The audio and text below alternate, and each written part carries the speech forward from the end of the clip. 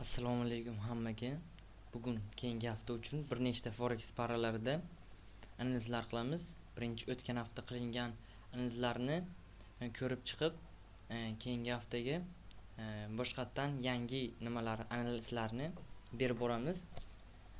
Birinchi USD chipayiga qarab olsak, o'tgan hafta analiz berilgandiki, narx bir kunlik o'tsak, asosiy maksimum zonani likvidlik zonani buzdi. Endi narx tepaga yana harakatlanish uchun aniqliklar ko'paydi. Shunga ko'proq bayga qiziqamiz. 1 soatlikka o'tsak, 1 soatlikda bir nechta narx qaytish uchun zonalar bor edi. Narx iceberglar 2-3 ta iceberg bor edi. Narx ularga qaytmasdan shu zonada narx o'tgan hafta narx bir pastga ana shu iceberglardan reaksiya olib ketish kerak edi deb analiz qilingandi, ammo narx o'z joyidan narx reaksiya olib mana shu zonani buzish kerak deb aytilgandi. Buzdi, faqat biz aytilgan joydan uchmasdan o'zini harakatda buzdi. Bo'ladi bu ham. Endi keyingi haftada asosiy kutiladigan narsa mana bu zonada ko'pgina likvidlar olib ketgan. Shu zonalarni buzish kerak. Mana shu likvidlar bir yerda birgala likvidlar mavjud. Shularni buzish kerak. Demak, bu yerda nimalar bor? Pastdan qaytish uchun mana bu zonada order block zonasi mavjud. Order block deb olsak, narxni keyingi haftada narx shunday qaytib, keyinchalik dalshi tepadagi nuqtani buzishini kutishimiz mumkin. USD payiga shu, keyingisi AUD USD ga bo'ladi. AUD USD ga 4 soatlikdan o'tsakmi?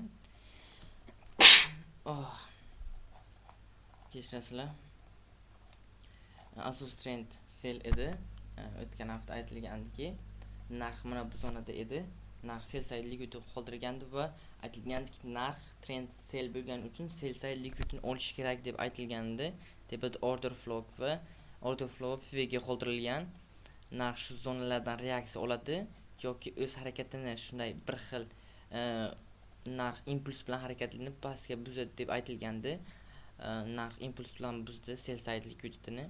Aniq sell side liquidni olish aniq edi va narx yo FVgalardan yo o'zining harakatini impuls bilan buzish kerak edi. Demak, impuls bilan buzdi.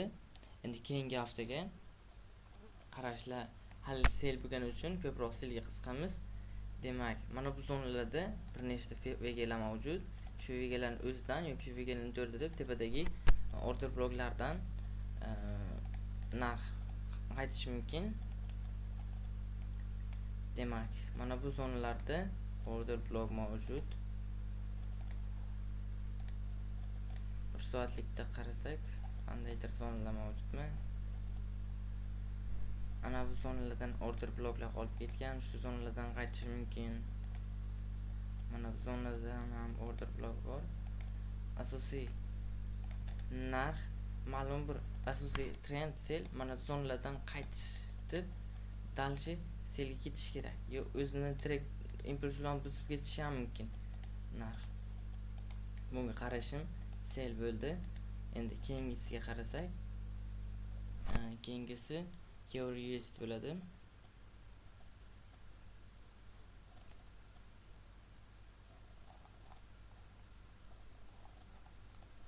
Euro USD o'tgan hafta narx mana bu zonada edi.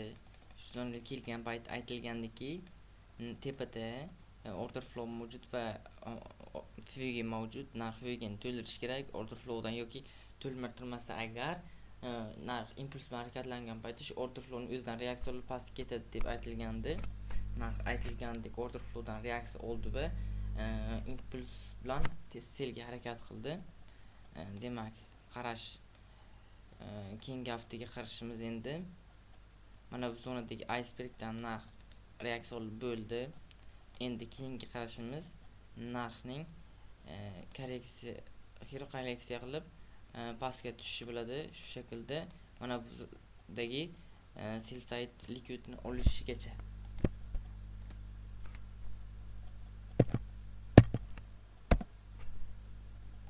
Mana shu zonadagi sell side liquidni olish kerak.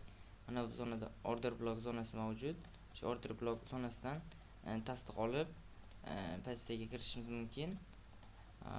Bu Euro USD ga shu. Endi GBP USD ga qarasak, USD'da o'tgan trend sell narx aytilgandiki, bu yerda order flow qolib ketgan. Mana bu zonada FVG zonada order flow qolib ketgan. Narx bir korreksiya qilib order flow yoki FVG dan reaksiya olib narx past ketadi deyilgandi. Narx mana shu zonalarda edi. Narx bir korreksiya qilib order flow dan reaksiya oldi va dalish pastga tushib berdi. Endi keyingi qarashimiz ham narx shu shaklda davom etib tepadagi ma'lum bir bloklardan qaytishni kutishingiz mumkin. Mana bu zonda IBOSni buzib o'tdi va tepa ICH hosil qildi. Demak, mana bu zona ham IBOS hosil qildi hozircha. Ismini yechgandan keyin demak tepada nima bor? Qarab chiqsak, tepalarda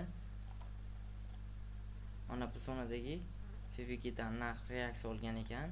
Endi yana tepaga qaytsam, mana bu zonadagi order bloklardan dalish narx past ketishi mumkin. Keyingi haftaga qarashimiz, yo narx bundan reaksiya olib pastga tushadi yoki endi uni qaraymiz. Tepaga harakatlansa, o'shandan harakatlanish uchun shu yerning o'zida mana bu zonadagi industriylarga yetishini kutib, mana bu zonada shunday o'zi narx bir qaytib, shu zonaning o'zidan dalish past ketishi mumkin. Qaraymiz, asosiy kutishimiz IBOS zonani buzishini sell trend bo'ladi. Endi keyingi parimiz HUSDni ko'rib chiqsak, HUSD o'tgan hafta aytilgandiki trend sell bo'lsa ham biz biroz xato ish qilib qo'ydik. Trendga qarshi chiqib demand zonadan harakatlanamiz deb buzib o'tdi va buzib o'tgandan keyin nima qildi? Baribir ishlab bermagan, chunki zonamizni buzib o'tdi. Demak, hali endi bu tomonga faqat sellga qiziqish bildiramiz. Mana bu zonada order flow zonamizga kelgan. Narx shu order flow zonadan qaytib industriyaning yetishini kutib, shu zonadan sellga kirib olsak bo'ladi. Bunga qarashim shu. Keyingisi Bitcoin USDga bo'ladi. Bitcoin USDda o'tgan hafta bir necha hafta oldingi nimamiz bor. Mana shu zonadan longga kirilgandi.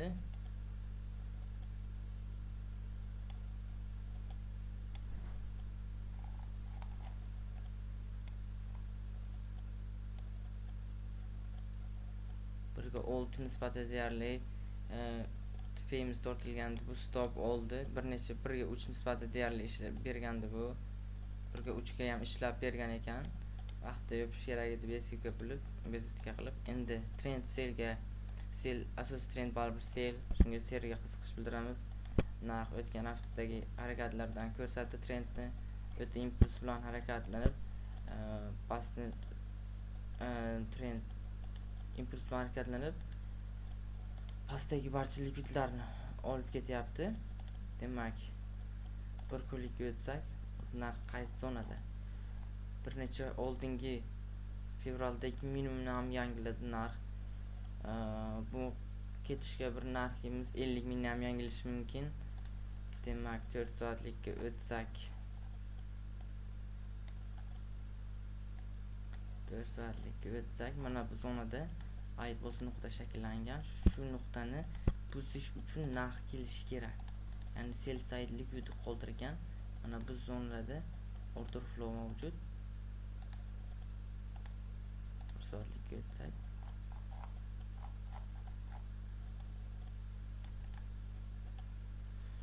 mana shu zonalarda order flow bor. Mana shu zonada order flow bor. Narx qaytib order flowdan bitta tasdiq kutib, shu dalish sellga mana shu IBOS sell side liquidni buzishini kutishingiz mumkin. Bitcoin USDga qarash shu edi. Keyingi oxirgisi US 30da, US 100 da Amerikaning eng yaxshi nimalaridan biri, kompaniyalaridan biri hisoblangan kompaniya nimasini ko'rsak, narx mana shu zonada edi. Mana bu zonani chizib olgan edik. IBOS deb belgilasak, aytilgandiki narx kelib shu zonadan mana shu aytadi, bitta harakat bilan qilib shu zonani buzib dalish harakatlandi deganda bu xato signalni ishlab bermadi. Bu take stop oldi. Asosiy trend hozircha sellga o'zgardi. Shunga ko'proq sellga nima qilamiz? Ideya qidiramiz. Mana bu zonani IBOS deb olsak, IBOS